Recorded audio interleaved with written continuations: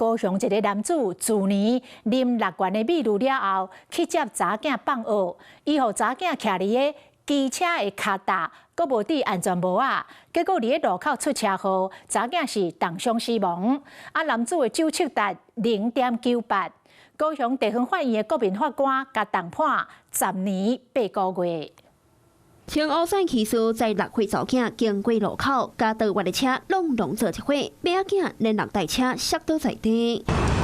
車禍就發生在去年11月，高雄一個騎車的陳先生接6歲查囝放學進程，啉6罐米露，了後就騎車去學校載因查囝，也無甲因查囝戴安全帽，直接互因查囝徛佇咧機車腳踏板，小未到就佇路口出車禍，查囝送病院也救無倒來。警方到現場，陳先生酒測值嚴重超過標準。高雄地方法院的國民法官甲重判10年8個月。考量被告之吐氣酒精濃度高達每公升0.98毫克，又有無照駕駛、未使兒童佩戴安全帽、使兒童站立在機車前踏板處、超速行駛、未注意車前狀況等多重違規及危險駕駛行為，客觀不法程度甚為嚴重。陳先生在咧開庭的時，目屎潲淋水，甲法官講：我知影我害死阮查囝，我嘛真唔甘，我真正做愛阮查囝，也無法度原諒我家己，希望會當閣予我一個機會。不過陳先生因某講，當初的和解是因為因翁賠不出錢，